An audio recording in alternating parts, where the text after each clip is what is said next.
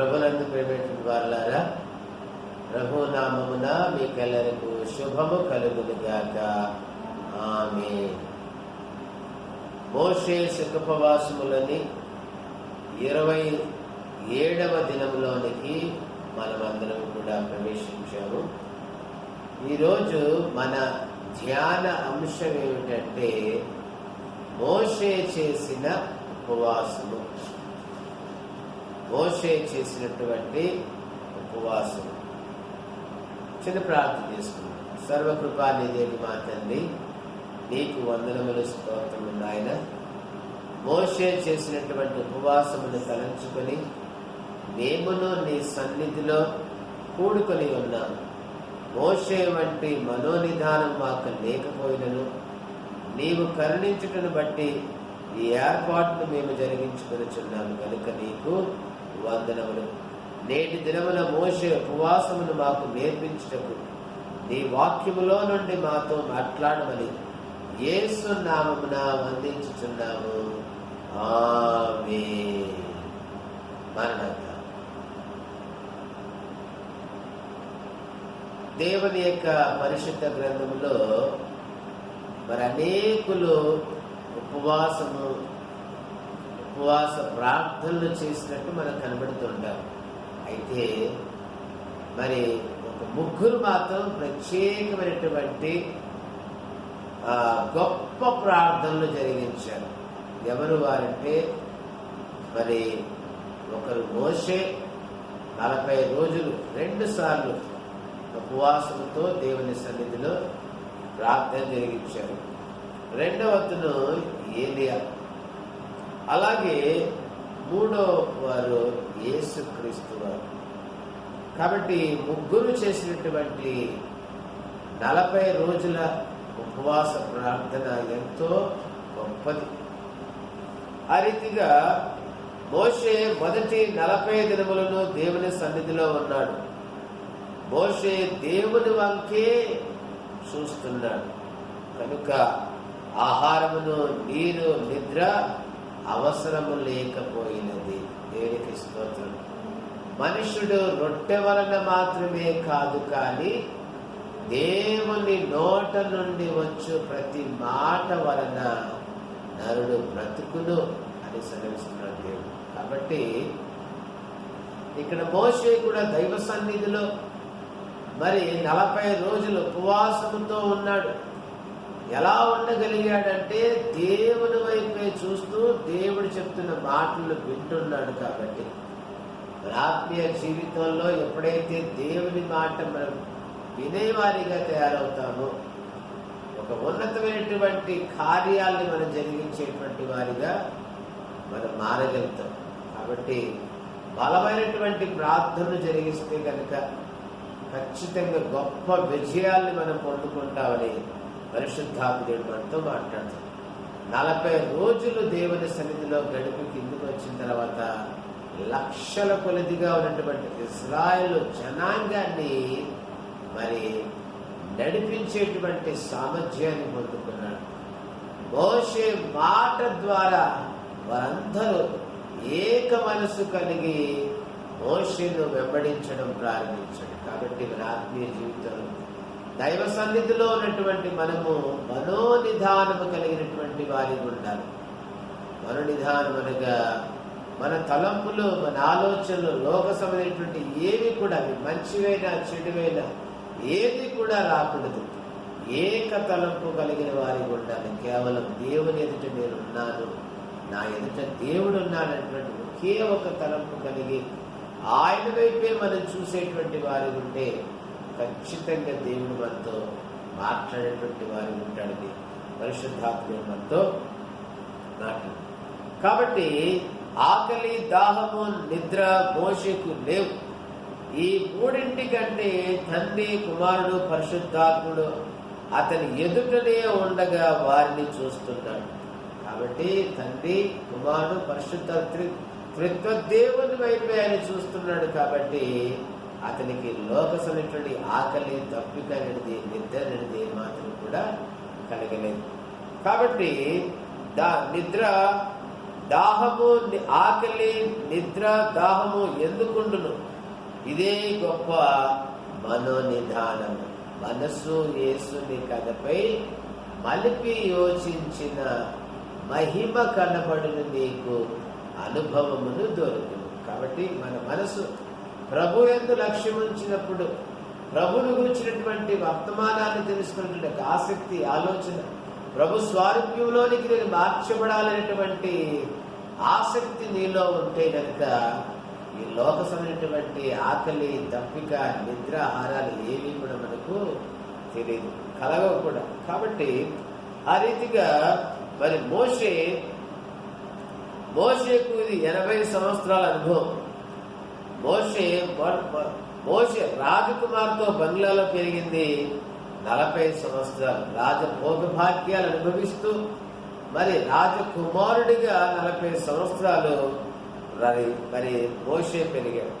మిద్యాను దేశంలోని యాజకుని ఇంట మందలను కాచిన కాలము 40 సంవత్సరాలు. ఆ తర్వాత మరి మామగారైనటువంటి మిద్యాను దగ్గర, యాజకుడుగా ఉన్నటువంటి మిద్యాను దగ్గర మరి అతని కుమార్తెను వివాహం చేసుకుని అక్కడ మరి భార్య పిల్లలతో కాలం గడిపిన సమయం 40 సంవత్సరాలు.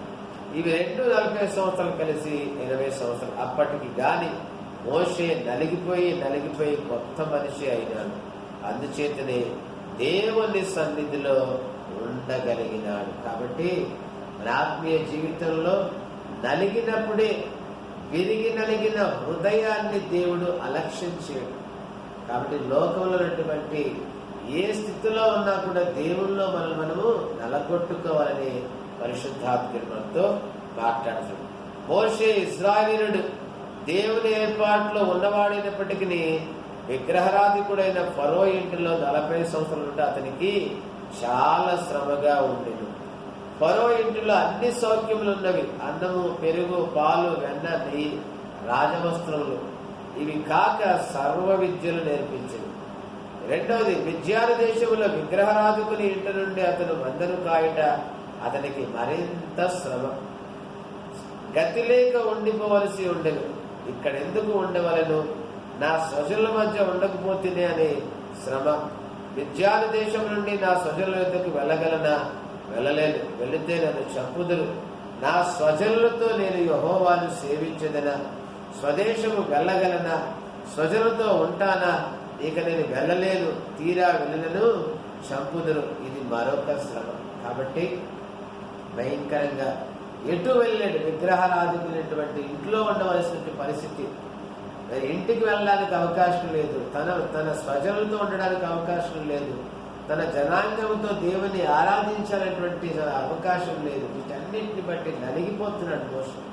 కాబట్టి ఆ రకంగా ఈ 2 రకమైన శ్రమల మధ్యలోనే నలిగిపోయినందున గొప్ప పనికి తయారైనాడు. కాబట్టి అలాగే మోషేకు తాను తయారవుతున్నట్లు తెలియదు, కానీ దేవునికి తెలుసు. నందున కొండ మీద పొదలో దేవుడు మోషేకు కనబడి. దేవునికి స్తోత్రం. మన ఆత్మీయ జీవితంలో శ్రమ కలిగినప్పుడు, కష్టం కలిగినప్పుడు, బాధ కలిగినప్పుడు, ఇబ్బంది కలిగినప్పుడు దేవుని తట్టే చూస్తూ, దేవుల్లో ఉంటూ, సన్నిధి, సహవాసము, విశ్వాసం, ప్రార్థనలో ఉంటూ ఎన్ని శ్రమలు వచ్చినా కూడా దేవుని సన్నిధిని విడిచిపెట్టకుండా ఉంటే ఒక రోజు ఖచ్చితంగా దేవుడు మనల్ని దర్శిస్తాడు. 80 సంవత్సరాలు నలిగిపోయాడు మోషే. కాబట్టి ఆ నలిగిన స్థితిలోంచి దేవుడికి అంతగా మొరపెట్టాడు. ఒకరోజు దేవుడు అతన్ని దర్శించాడు. కాబట్టి మన జీవితాల్లో కూడా ఏ స్థితిలో ఉన్నా కూడా దేవుడి తట్టే మనం చూస్తే ఖచ్చితంగా ఒకరోజు దేవుడు మనల్ని దర్శించేటువంటి వారు ఉంటాడని పరిశుద్ధాత్మ మనతో మాట్లాడు. మోషేకు దేవుడిచ్చిన ఆజ్ఞలు మనకునే ఇవ్వనే ఉన్నాడు. మోషే గడగడ వణికెను, మనమును వణికెదము. ఉపవాసం. మోషే మొదట 40 దినములు కొండ మీద ఉపవాసం చేసి కొండ నుండి కిందికి దిగి వచ్చి పాపము చేసినాడు. అనగా కొన్ని చిన్ని తప్పులలో మోషే పడిపోయినాడు. మోషే ప్రజల మీద కోపడినందుకు దేవుడు మోషే మీద కోపపడవలసింది. నీకు ప్రజల మీద కోపం వస్తే నేను వ్రాసిచ్చిన పలకలను ఎందుకు పగలగొట్టింది అని అనవలసింది. కానీ అట్లు అనలేదు, కోపడలేదు. కానీ మోషే పలకలు బద్దలు కొట్టి కొండపైకి మరలా ఎక్కి వెళ్ళను. మోషే పాత నిబంధన కాలపు భక్తుడు గనక కోపపడినాడు. మనమైతే కొత్త నిబంధన కాలపు వారు గాన కోపపడవల్లని మనకు లేదు కనుక కోపపడరాదు. కొత్త నిబంధనలో శాపము లేదు. దేవుడు అన్నది సన్నిధి ఉన్నది. సన్నిధి గనక సన్నిధి ఎక్కడ పడితే అక్కడే ఉన్నది. అయ్యగారు మంచం మీద ఉన్నప్పుడు దేవుని సన్నిధి ఆయనతో ఉన్నది. దేవునికి స్తోత్రం. కాబట్టి మరి యేసుక్రీస్తు వల్ల మనకు పాత నిబంధనలో సన్నిధి చేయడానికి అవకాశమే లేదు. సన్నిధి అంటే దేవుని ప్రత్యేకమైన స్థలం, అతి పరిశుద్ధమైనటువంటి స్థలంలోనికి వెళ్ళాలి. ఎవరంటే వెళ్ళటానికి, ఎవరంటే వారు వెళ్ళటానికి అవకాశం లేదు. కానీ కొత్త నిబంధనలో యేసుక్రీస్తు ద్వారా మనందరికీ ఎక్కడైనా ఎప్పుడైనా ఏ రీతిగానైనా కూడా దేవుడితో సహవాసం చేసేటువంటి ఆ స్థితిని దేవుడు మనకి ఇచ్చారు. అదే సన్నిధి.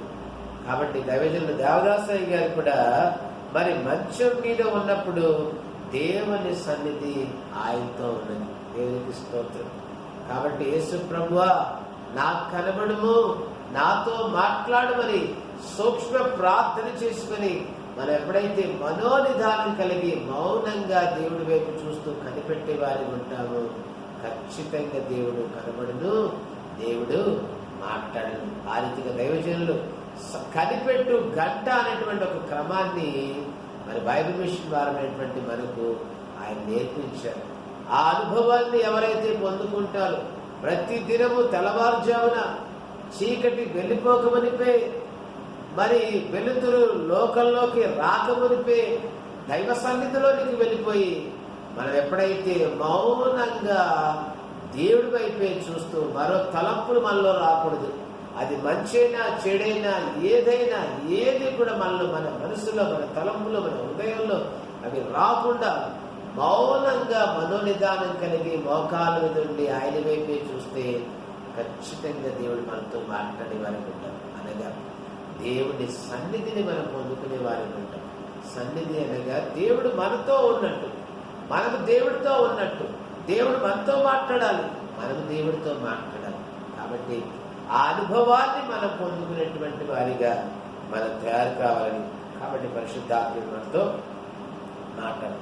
కుర్చీ మీద ఉన్నప్పుడు, కూటంలో ఉన్నప్పుడు దేవుని సన్నిధి ఆయనకు ఉన్నది. దేవునికి స్తోత్రం. దైవజనులు అంత గొప్ప ప్రత్యక్షతను పొందుకున్నారు. కాబట్టి దేవుడే అంటున్నాడు, దాసు ఇక్కడ ఉంటావా? 120 సంవత్సరాల అవసాన దశలో ఉన్నప్పుడు కూడా దేవుడితో మరి దేవుడు ప్రభువతంతో మాట్లాడిన మాట ఏమిటంటే, దైవజనులతో క్షమించాను. దైవజనులతో మాట ఏమిటంటే, ఈ లోకంలో ఉంటావా? నాతో కలిసి అక్కడికి వస్తావంటే, ప్రభువా నీవెక్కడుంటే నేను అక్కడ ఉండేటువంటి ధన్యతని మరి కోరుకున్నాను. కాబట్టి మరి దైవజనులు ఏ స్థితిలో ఉన్నా, ఎక్కడున్నా ప్రభువుతో కలిసి ప్రభు తనతో పాటు ఉండేటువంటి స్థితి. కాబట్టి మోషే కూడా ఇశ్రాయేలు జనాంగాన్ని తీసుకువెళ్ళమన్నప్పుడు నీ సన్నిధి నాకు తోడుగా రాకుంటే గనక ఒక్కడు కూడా ముందుకు వేయనంటాడు. కాబట్టి దేవుడు వాగ్దానం చేశాడు, నా సన్నిధి నీకు తోడుగా వస్తుందని. కాబట్టి సన్నిధి ఏ స్థితిలో ఉన్నా కూడా మనము దేవుని వైపు చూస్తే గనక ఖచ్చితంగా దేవుడు మనతో మాట్లాడేవారి ఉంటారు. కాబట్టి ప్రభువు అన్నది ఎవరగా నా సన్నిధి నీకు తోడే ఉండును, అది బైబిల్లో ఉన్నది. మనము నమ్మితే మనకు కూడా తోడే ఉండును. గిద్యోను ఏమన్నాడు? ఇశ్రాయేలీయులు ఏమన్నారు? దేవుని సన్నిధి మాకు తోడై ఉంటే మాకు ఈ శ్రమలెందుకు, తెగుళ్ళెందుకు అని విసుక్కున్నారు. దేవుని సన్నిధి 40 సంవత్సరాలు కూడా వారితోనే ఉండేది. మోషేకి ఇచ్చిన వాగ్దానాన్ని బట్టి మరి దేవుడు 40 సంవత్సరాలు ఇశ్రాయేలుతో ఉండేది. పగలు ఎండదెబ్బ తగలకుండా, రాత్రి బెన్నదెబ్బ తగలకుండా మరి ప్రభుతో కలిసి ఉన్నాడు. కాబట్టి ప్రభు దేవుడు వారితో ఉన్నాడు. కాబట్టి కొదువ, కొరత, ఇబ్బంది వారికి ఏది కూడా లేదు. కాబట్టి ఆ రీతి అయినా సరే వారు విసుక్కున్నారు. దేవుడి మీద, దేవుడు ఉంటే మాకు శ్రమ ఏంటి, దేవుడు ఉంటే మాకు దిగులేంటి అనేటువంటి ఆలోచన కలిగి, కాబట్టి అని విసుక్కున్నారు. అందుచేత దేవుడు గొర్రెపిల్లను తీసుకువచ్చి బలివేయమన్నారు. ఆ బలివేయబడిన గొర్రెపిల్లను తిన్నందుకు వారు ఐగుప్తు నుండి దాటిపోయినారు. కనుక సీనాయి కొండ మీద దేవుడు మోషేకు 10 ఆజ్ఞలు రాసి ఇచ్చినాడు. మోషే కొండ దిగువచ్చుచు ఇశ్రాయేలు విగ్రహారాధన చూచి వాటిని పగలగొట్టెను. అయితే ఆజ్ఞలను మొదటగా పగలగొట్టింది ఎవరు? 10 ఆజ్ఞల్లో మొదటి ఆజ్ఞ ఏది?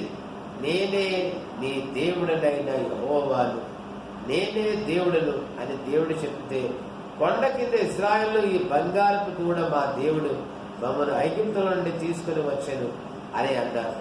అలాగ అనడం ద్వారా వీరు ఆ ఆజ్ఞలను బద్దలు కొట్టినారు. అందుచే వారి దేవుని ఆజ్ఞలను బద్దలు కొట్టి మొదటిసారిగా పాపము చేసింది.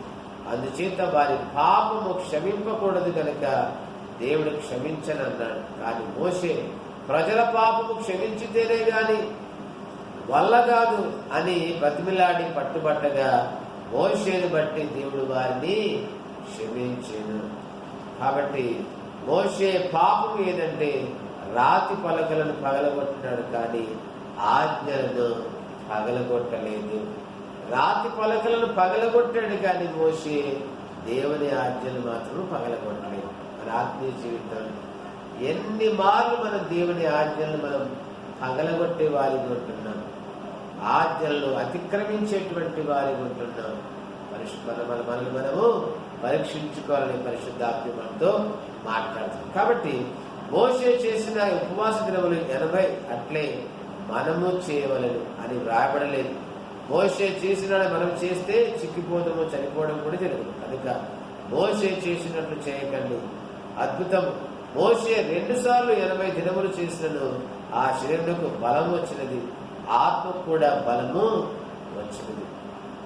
మోషే ఇంటిలో నుండి జమ్మిపెట్టులోనికి, అక్కడి నుండి ఫరో ఇంటిలోనికి, అక్కడి నుండి మిద్యానాలోనికి, అక్కడి నుండి ఐగుప్తునికి, అక్కడి నుండి సీనాయి పర్వతములకు, అక్కడి నుండి 80 దినముల ఉపవాసములకు దేవుడు తయారు చేసింది. దేవునికి స్తోత్రం. కాబట్టి మోషే ప్రయాణం అంతట్లో కూడా శ్రమలు, ఆటంకాలు, అభ్యంతరాలు, ఇబ్బందులు, వ్యతిరేకతలు ఎన్ని కలగడం వలన దేవుడు ఒక రోజు అతన్ని 80 దినాలు ఉపవాసం చేసేటువంటి ఆ ధన్యతను మోషేకి దేవుడే అనుగ్రహించింది. ఏలియా మోషే తర్వాత కొన్ని 100 ఏళ్లకు ఏలియా వచ్చాడు. ఇతడు మరి అసాధ్యుడు. మోషే ఉపవాసం గడ్డు అని అనుకుంటే ఏలియా ఉపవాసము అంతకంటే గడ్డైనది. దివారాత్రులు నడిచినాడు. ఆ ఘటన అటువంటిది. మోషే వలె మీరు కూడా చేయండి అని వ్రాయబడలేదు కనుక మనము చేయలేదు. మోషే దైవ సన్నిధిలో ఉండి మరి ఉపవాసం చేశాడు. అయితే ఏలియా 40 రోజులు రాత్రులక పగలనక నడుస్తూ ఉపవాసంతో దేవుడితో సహవాసం చేశాడు. కాబట్టి అలాగే యేసుక్రీస్తు వారు మోషే ఉపవాసం కంటే ఏలియా ఉపవాసం కంటే మరింత అద్భుతమైన ఉపవాసం ప్రభు చేశారు. అది అయ్యగారికి తెలుసు కానీ వివరించడానికి శక్తి లేదు. ఉపవాస సమయంలో ప్రభులకు నిమిషము శోధనలే. కాబట్టి ఆ రీతిగా ఆయనను వాటన్నింటినీ ఆయన జయించినట్లే ఈ 40 దినములలో మీరు ప్రభువును బట్టి మనోనిదానంతో ఉపవాసం చేసి సమస్తమును జయించగల శక్తి పెళ్లి కుమారుడు మీకు దయచేయుగాక. ఆమేన్. ప్రార్థన చేసుకుందాం. పరిశుద్ధుడా, జీవగల దేవ, కృపాసత్య సంపూర్ణమైనటువంటి మా తండ్రి, ప్రభువా, నీ ఘనమైన శ్రేష్టమైన అత్యున్నతమైనటువంటి నామాన్ని బట్టి నీకు వందనములు స్తోత్రములు నాయన. మోషే యొక్క ఉపవాసాన్ని గురించి మరి ఇంతవరకు మీరు మాతో మాట్లాడిన విధానం బట్టి నీకు వందనములు స్తోత్రం నాయన. ఇది ఉపవాసం వలనే కానీ మరి దేని వలన కూడా సాధ్యం కాదని సెలవించారు. నిజమే, మా జీవితాల్లో భయంకరమైనటువంటి సమస్యల నుంచి, బంధకాల నుంచి ప్రభువా మేము విడిపింపబడాలంటే ఉపవాసము ద్వారానే నా తండ్రి. అట్టి ఉపవాసాన్ని మాకు అనుగ్రహించండి. మోషే ఏ రీతిగా ఉపవాసము తన సన్నిధిలో 40 రోజులు గడిపారు ప్రభువా, అటు ఉపవాస ప్రార్థనలు చేసేటువంటి భాగ్యాన్ని, శక్తిని, బలాన్ని అయా మాకు అనుగ్రహించండి నాయన. సర్వ మానవాళి కొరకు నా తండ్రి, కోట్ల కొలది ఆత్మలు నశించిపోతున్నాయి నాయన. వారి రక్షణ కొరకు మేము ప్రార్థన చేయాలి. వారి రక్షణ నడిపించాలంటే ఉపవాసము ద్వారానే మేము చేయగలుగుతాం తండ్రి. అటు ఉపవాస ప్రార్థనలు జరిగించేటువంటి భాగ్యాన్ని అన్నీగా మాకు అనుగ్రహించండి నా తండ్రి. భయంకరమైనటువంటి తెగులు నా తండ్రి ఇదిగో ఈ లోకం మీద ఉంది నా తండ్రి. అయ్యా కనికరించండి దేవా, కృప చూపించండి నాయన. ప్రభువా మీ కాపుదల దయచేయండి నా తండ్రి. వేల కొలది మంది ప్రభు చనిపోతున్నారు నాయన, లక్షల కొలది మంది ప్రభు నానా అవస్థలు పడుతున్నారు, హాస్పిటల్లో ఉంటున్నారు నా తండ్రి. మందు వాడకుండా జబ్బు మార్పివేయగలవు తండ్రివని మా ఆత్మీయ జనకులు దైవజనులు దేవదాస్ సేవలు సెలవించారు. నిజమే తండ్రి. అవును ప్రభువా, నమ్ముట నీ వలనైతే నమ్మువానికి సమస్తము సాధ్యం అంటున్నారు కదా నా తండ్రి. నీ విశ్వాసమే నిన్ను స్వస్థపరచునని సెలవించిన నా తండ్రి. నాయన నీ కార్యం జరిగించండి ప్రభువా. అయ్యా ముట్టండి ప్రభువా, నీ సృష్టిని ఒక్కసారి ప్రభువా నీ గాయముల హస్తముతో తాకని నా తండ్రి. అయ్యా కనికరించండి తండ్రి. దేవా సహాయం తెచ్చింది తండ్రి. నాయన భయంకరమైన తెగుళ్ళు దూరపరచండి నా తండ్రి. ఆనాడు మరణదూతని మీరు ఐగుప్తులోనికి పంపించారు, కానీ ఇశ్రాయేలు జనాంగము ఏ ఇంట్లో అయితే ఉంటారో ఆ ఇంటిలోనికి తండ్రి అది ప్రవేశించలేదు. ఎందుకంటే నీ రక్తము చేత ప్రభు ఆ ఇంటి గొమ్మముల మీద నిలువు అడ్డంగా వారు వేసుకున్నారు కాబట్టి. అటు రీతిగా ప్రభు నీ రక్త ప్రోక్షంతో కడగబడినటువంటి మా గృహాల్లో కూడా ఇదిగో ఇక తెగులు రాకుండా సహాయం చేయండి. అలాగే సృష్టిలోంచి తెగులు దూరపరచండి నా తండ్రి. నాయన కనికరించండి దేవా, సహాయం చేయండి. మోషే వలె ఏదేవలే అయ్యా మీరు ఏ రీతిగా అన్ని వలె చేసిన ఉపవాసం 40 రోజుల ఉపవాసాన్ని ఏ రీతిగా చేయగలరు, అట్టి ఉపవాసంతో మేము ప్రార్థన చేసే బలాన్ని, శక్తిని, సామర్థ్యాన్ని మాకు దయచేయండి తండ్రి. మా యవనస్తుల కొరకు, మా బిడ్డల కొరకు నా తండ్రి, లోకంలో నశించిపోతున్న వారందరి కొరకు నా తండ్రి. ఆయన మీ బలమైనటువంటి ప్రార్థనలు, ఉపవాస ప్రార్థనల ద్వారా ప్రభువా తండ్రి మేము ప్రభాత బలమైన కార్యాలు జరిగించే భాగ్యాన్ని మాకు దయచేయండి. సంఘాలు విస్తరింపబడాలి తండ్రి. ప్రభువా తండ్రి సేవకులు దీపబడాలి, ఆశ్రయింపబడాలి నా తండ్రి. సర్వాంశం కూడా జ్ఞాపకం చేసుకోండి. ప్రతి అంశం పట్ల మీ కార్యం జరిగించి భద్రపరిచి మీరే ఘనత, మహిమ, ప్రభావం ఆలకించమని యేసు క్రీస్తు శక్తి గల నామములో ప్రార్థిస్తున్నాను పరమ తండ్రి. ఆమేన్. మరణాత.